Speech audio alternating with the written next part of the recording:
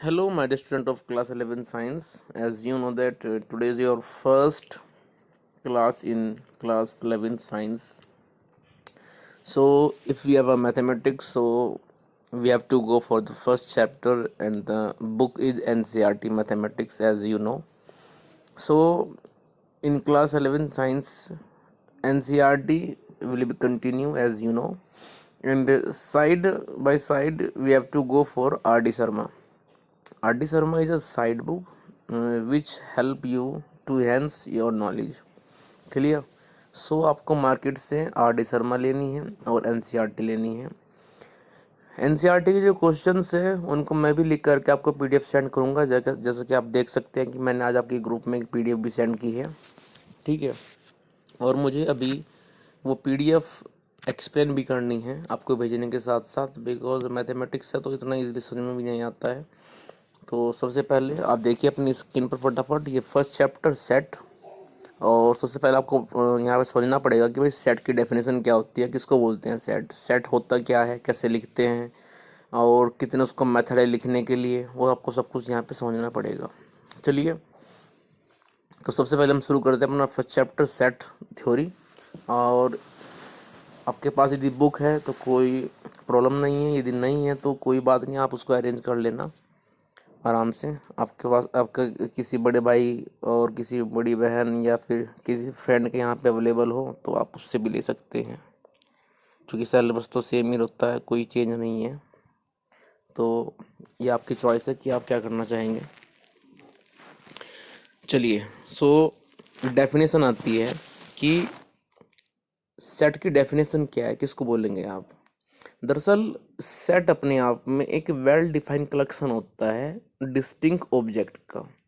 जैसे आपने कहा कि भाई आफ्टर द फ्रीडम हमारे जो कंट्री हैं इंडिया, उसमें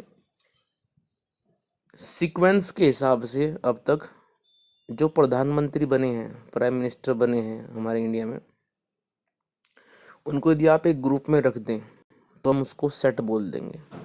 दरअसल सेट अपने आप में केवल एक ग्रुप होता है, वो भी वेल डिफाइंड ऑब्जेक्ट का।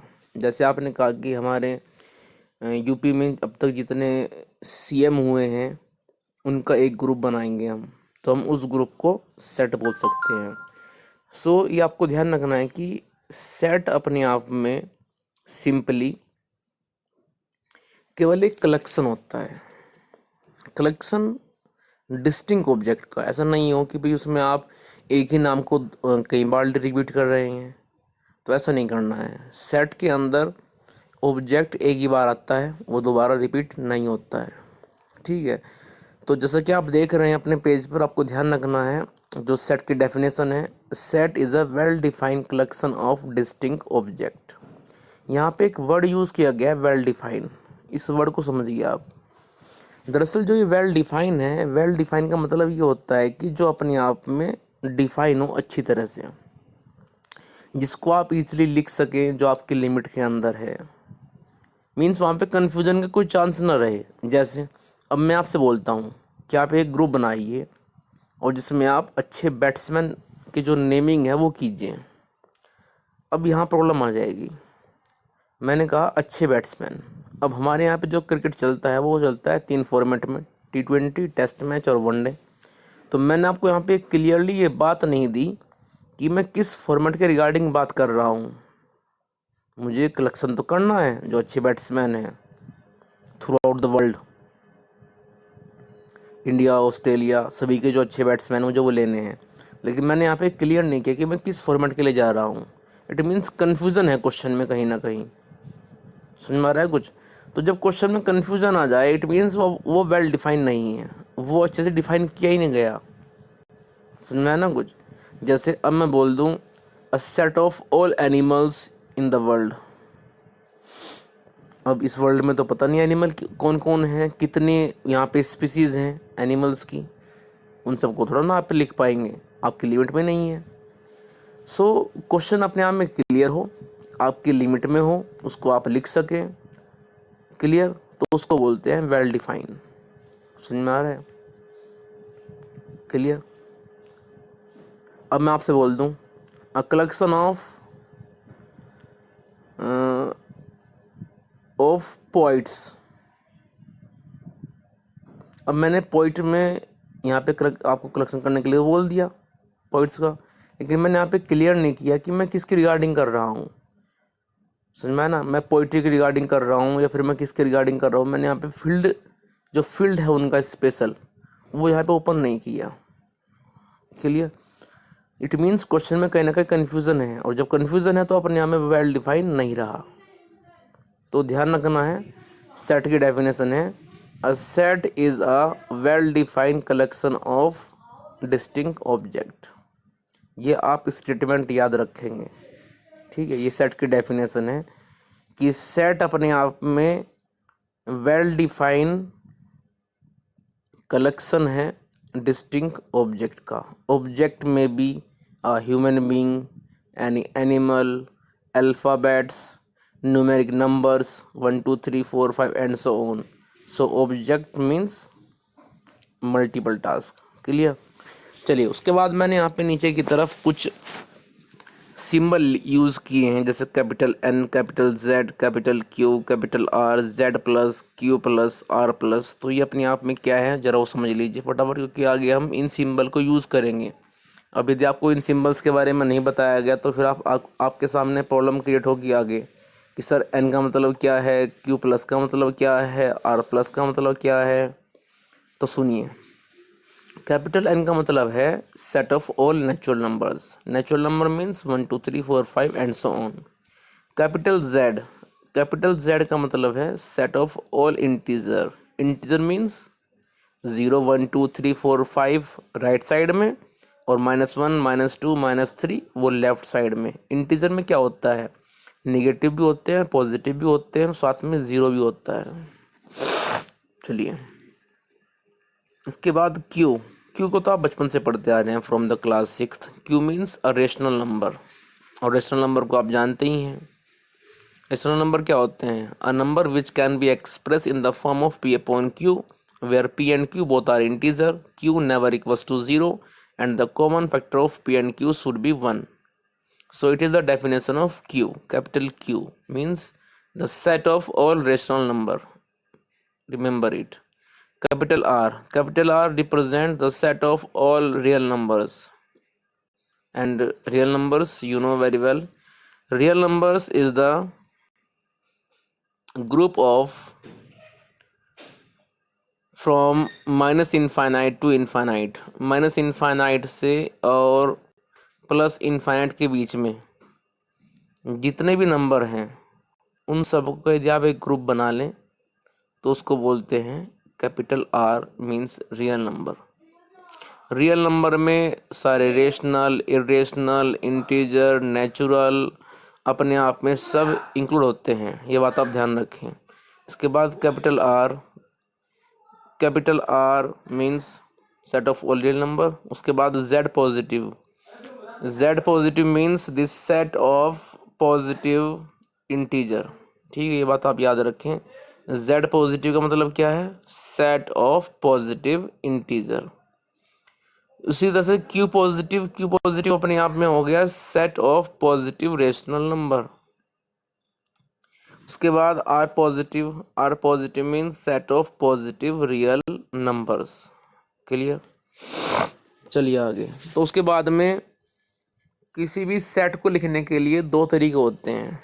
पहला है रोस्टर और टेबलर फॉर्म। आप देख सकते हैं there are 2 methods of representing a set. First is roster or tabular form, second is set builder form. Clear? So first means roster form or tabular form, ये क्या होता है इसको समझते हैं ध्यान से हम। सेट, इसमें रोस्टर फॉर्म में क्या होता है कि हम डिफरेंट ऑब्जेक्ट को, फिर चाहे वो नेमिंग हो, अल्फ़ाबेट्स हो, डिजिट्स हो, उनको हम कर्ली ब्रेसेस के अंदर लिखते हैं और सेपरेट करते हैं with the help of comma. जो ये कर्ली ब्रेसेस हैं इसी को बोलते हैं representation of set. Clear? So यहाँ पे मैंने लिख भी दिया है, in roster form all the element of the set are listed. उनको हम एक लिस्ट में लिख देंगे। The elements are being separated by commas and are enclosed within braces. इन जो कर्ली ब्रैकेट है इनके अंदर वो हम कोमे की हेल्प से सेपरेट कर देंगे। For example, the set of all even positive integer less than 7 is described in roster form as 246। इन्होंने क्या किया, 7 से कम, 7 से लेस जितने भी इवन पॉजिटिव इंटीजर हैं वो कौन कौन है। 7 से लेस केवल 3 है, 2, 4 और 6।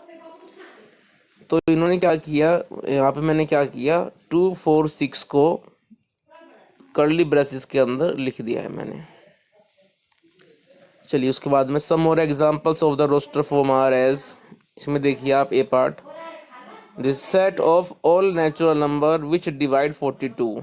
हमें उन सभी नेचुरल नंबर की एक लिस्ट बनानी है, एक ग्रुप बनाना है जो 42 को डिवाइड करते हैं। 42 को डिवाइड करने वाले अपने आप में मेरे पास में 1 है, 2 है, 3 है, 6 है, 7 है, 14 है, 21 है, 42 है। Clear. So 1, 2, 3, 6, 7, 14, 21, 42, these are all natural number which divide 42। अरे भाई आराम तो बोल लो, सारी मुझे आवाज इसमें आती है, आराम से। So all even natural numbers which divide 42 are 1, 2, 3, 6, 7, 14, 21, 42। ये अपने आप में वो नेचुरल नंबर है जो इवन है और 42 को डिवाइड कर रहे हैं। 42 1 से डिवाइड होता है, 2 से होता है, 3 से, 6 से, 7 से, 14, 21 and 42। So this is a set of all natural number which divide 42। उसके बाद बी पार्ट में आइए, the set of all vowels in the English alphabet is AEIOU। आपको पता है कि इंग्लिश अल्फ़ाबेट में हमारे पास में कुछ कॉन्सोनेंट होते हैं, कुछ वोवेल्स होते हैं। So we have only 5 vowels as you can see on the screen, and these 5 vowels are AEIOU। तो इनको हमने कर्ली ब्रैकेट्स के अंदर लिख दिया है और कॉमे से फिर हमने इनको सेपरेट कर दिया है। क्लियर। तो इस तरह से आप इसको करेंगे।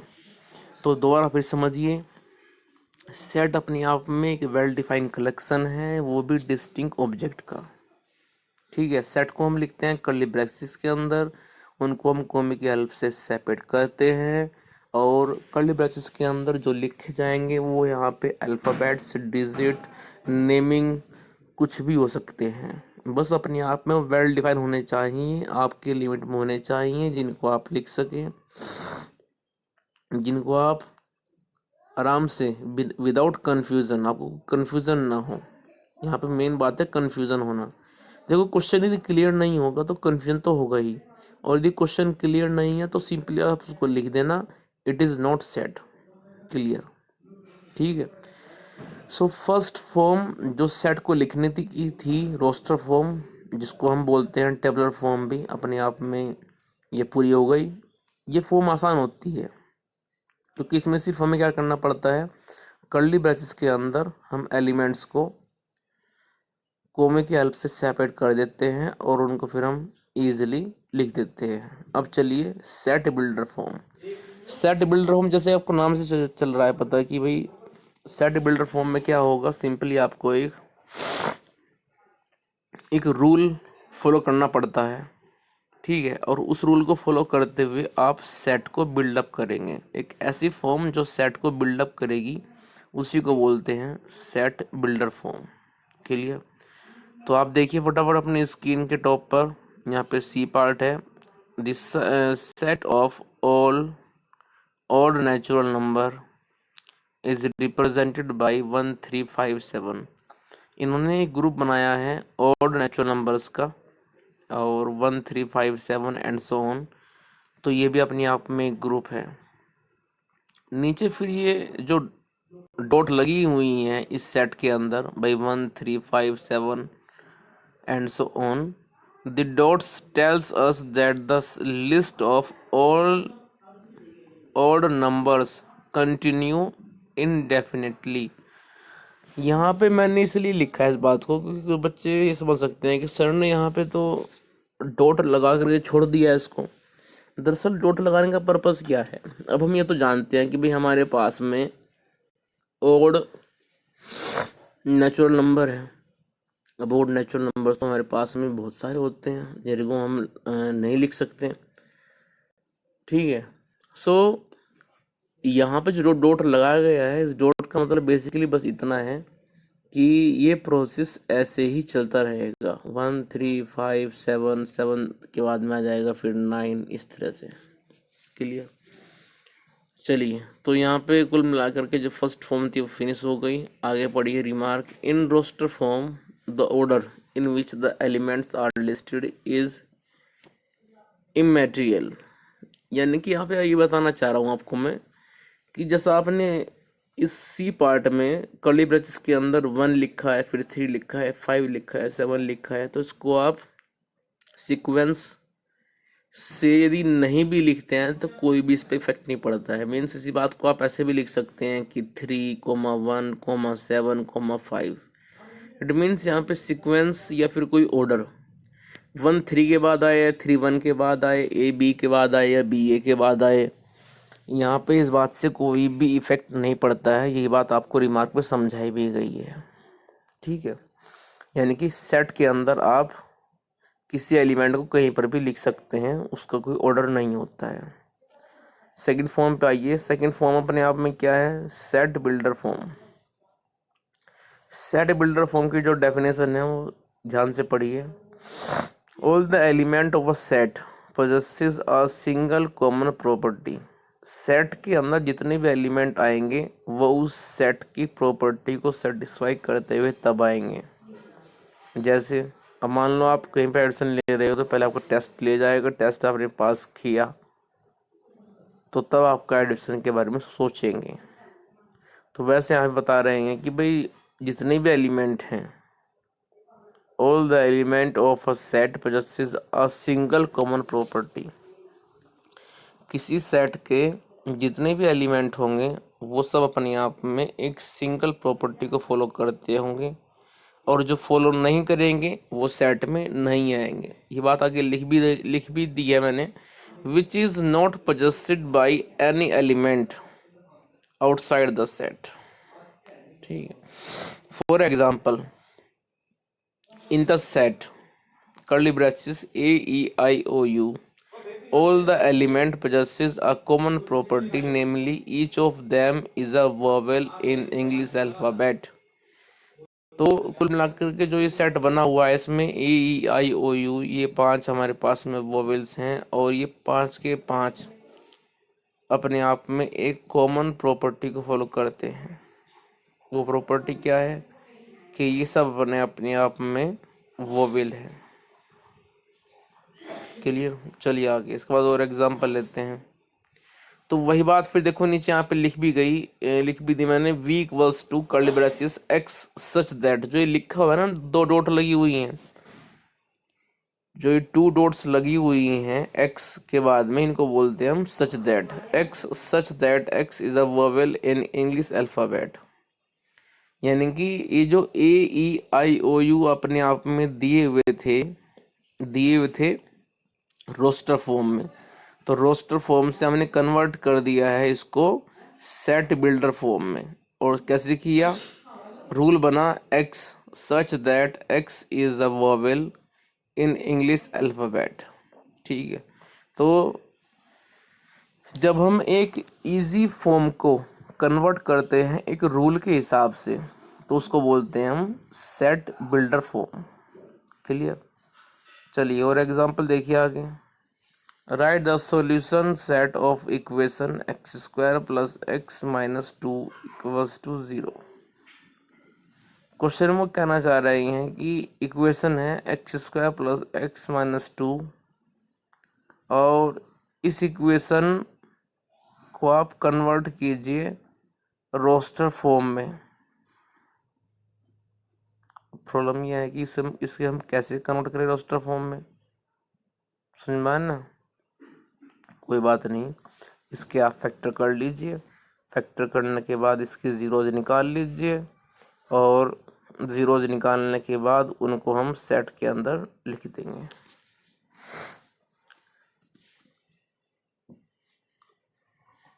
चलिए आगे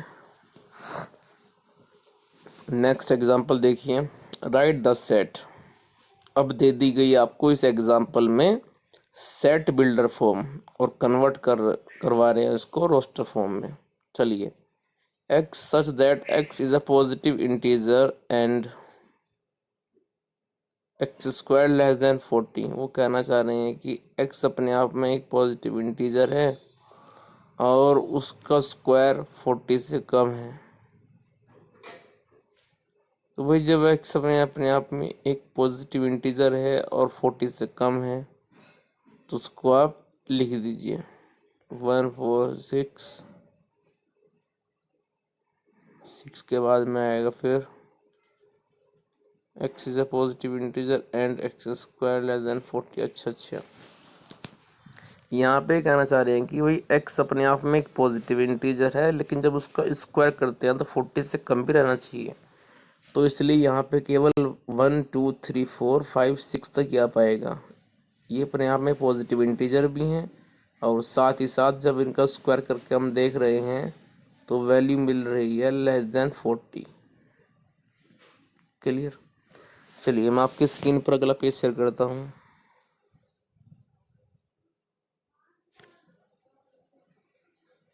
देखिए फटाफट। Right the set A, next example है और सेट ए क्या दिया है आप देख सकते हैं। सेट ए दिया है 1 4 9 16 25। इस तरह से हमें कन्वर्ट करना है इसको सेट बिल्डर फॉर्म में। तो कैसे कन्वर्ट करेंगे आइए ज़रा देखते हैं। ध्यान से देखिए, जो हमें फॉर्म दी गई है ये फॉर्म अपने आप में है रोस्टर फॉर्म। तो ध्यान से इसको समझिए और देखिए यहाँ पे क्या रूल फॉलो हो रहा है। रूल पहचानने की ज़रूरत है आपको। रूल यहाँ पे जो फॉलो हो रहा है फिलहाल वो हो रहा है कि 1 4 9 16 25 ये अपने आप में होल स्क्वायर हैं नेचुरल नंबर्स का। भाई स्टार्टिंग में जो 1 लिखा है 1 का स्क्वायर है, जो उसके बाद 4 लिखा है वो 2 का स्क्वायर है, 9 वो 3 का स्क्वायर है, 16 4 का स्क्वायर है, 25 5 का स्क्वायर है। सो सेट ए के अंदर जो लिखा हुआ है वो अपने आप में फर्स्ट एन नेचुरल नंबर्स के स्क्वायर के बराबर है। तो वही बात यहाँ पे लिख भी दी मैंने। मैंने write the set A as, हम यहाँ पे लिख सकते we may write the set A as A equals to X such that X is the square of a natural number. ये तो आप ऐसे लिख दीजिए या फिर आप इसी बात को कैसे भी लिख लीजिए। We can write capital A equals to curly braces X such that N X equals to N square. ये जो एक्स अपने आप में है वो एन स्क्वायर करके तब मिला है, लेकिन अब जो ये एन स्क्वायर में एन है उसके बारे में समझाओ। तो आगे लिख दिया गया where N belongs to capital N. जो स्मॉल एन है वो कैपिटल एन के साथ में बिलोंग कर रहा है। चलिए और एग्जांपल देखिए। Right the set 1/2 2/3 3/4 4/5। देखो यहाँ पे एक सिमेट्री बन रही है। जो फर्स्ट में डिनोमिनेटर है वो नेक्स्ट में बन गया न्यूमरेटर और डिनोमिनेटर हो गया फिर उससे एक ज़्यादा।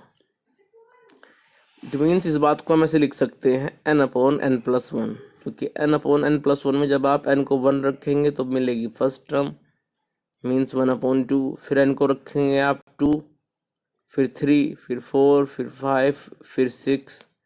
तो हमें उसके हिसाब से ही नंबर ऑफ टर्म्स मिलती चली जाएंगी। ठीक है, चलिए आगे। तो वही बात यहाँ पे मैंने लिख भी दी। We see that each number in the given set has a numerator one less than the denominator. Denominator से एक कम आपका न्यूमरेटर है। ठीक है भाई, डिनोमिनेटर यदि अपने आप में 8 है तो न्यूमरेटर हो जाएगा अपने आप में 7। उसके बाद में फिर इन्होंने जो है ये लिखा हुआ है, numerator begin from 1 and do not exceed 6. Hence the set builder form of the given set is x such that x equals to n upon n plus 1 where n is the natural number and जो n की limit है वो 1 से लेके 6 तक है।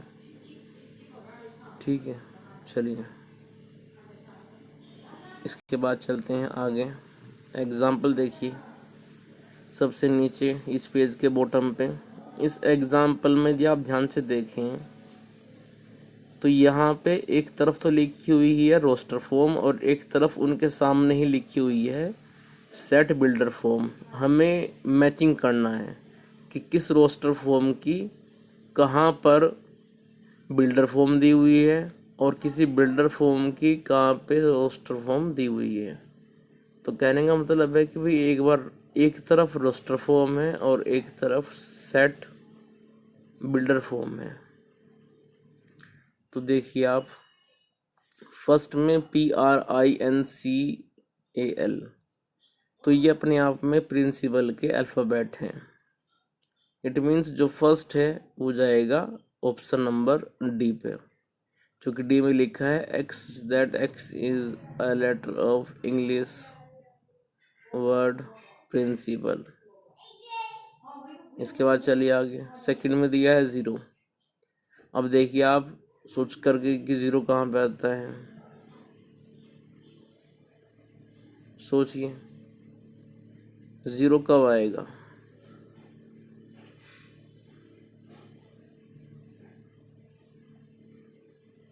सोचिए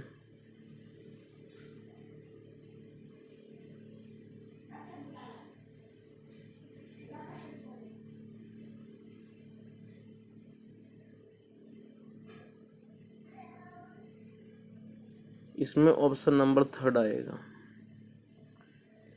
fourth में आइए, सॉरी थर्ड में आइए, 1 2 3 6 9 18। थर्ड में ऑप्शन ए आएगा, क्योंकि 1 2 3 6 9 18 में सब अपने आप में 18 के डिवीज़र हैं। कट कर देंगे ये सब 18 को। उसके बाद लास्ट देखिए आप फोर्थ, 3 को -3। 3 को -3 ये x² - 9 इक्वल्स टू 0 इसके रूट हैं 3 और -3। सो क्वेश्चन नंबर 4 जाएगा बी पर। इस तरह से आपकी मैचिंग पूरी हो गई है। तो अपनी आज की इस वीडियो में, this is the first video of the first chapter in class 11 science. आज हम इस वीडियो में इतने रखेंगे। तो आज आपने फटाफट हम देख लेते हैं। आज आपने सेट थ्योरी को स्टार्ट किया और सबसे पहले आपने समझा कि सेट होता क्या है। सो उसकी डेफिनेशन है कि set is a well defined collection of the distinct object and object में be any alphabet, numeric digit, any name. उसके बाद हमने कुछ नोटेशन को पढ़ा कि भाई कैपिटल एन क्या होता है, कैपिटल जेड क्या है, कैपिटल क्यू क्या है, कैपिटल आर क्या है। उसके बाद में R positive, Q positive, Z positive क्या है, वो सब हमने यहाँ पे समझा। उसके बाद सेट को लिखने की 2 फॉर्म होती हैं, रोस्टर फॉर्म और set builder form. Roster form अपने आप में इजी है, उसमें हम कर्ली ब्रैकेट के अंदर एलिमेंट्स को कोमे की हेल्प से सेपरेट करके लिख देते हैं। लेकिन जो बिल्डर फॉर्म है, बिल्डर फॉर्म हमेशा एक रूल को फॉलो करती है। वो रूल हमें वहाँ पे ऑब्जर्व करके एक सेट को खुद बनाना होता है। ठीक है, तो सेट बिल्डर फॉर्म हमेशा रूल को फॉलो करती है। उसके बाद हमने फिर ये समझा कि भाई कैसे हम कन्वर्ट करेंगे रोस्टर से सेट बिल्डर फॉर्म, कैसे हम उनकी मैचिंग करेंगे। तो बेसिकली एक ही बात को 2 तरह से कहना, ये होता है रोस्टर फॉर्म में और बिल्डर फॉर्म में। ठीक है, तो इस बात से आप कन्फ्यूज़न नहीं होंगे। यहाँ पे इन तीनों पेजेस में यदि कोई कन्फ्यूज़न है, कोई प्रॉब्लम है, तो आप मुझे कॉल कर सकते हैं, व्हाट्सएप कर सकते हैं जिससे कि आपको मैं इस प्रॉब्लम को रिजॉल्व करके आपको बता दूंगा। लेकिन जब तक आप प्रॉब्लम शेयर नहीं करेंगे आप सॉल्यूशन रिसीव नहीं कर सकेंगे हमारी साइड से। सो जो आपके डाउट्स उनको आप क्लियर कीजिए, वो आपकी ड्यूटी है एंड रिस्पॉन्सिबिलिटी ऑल्सो। क्लियर?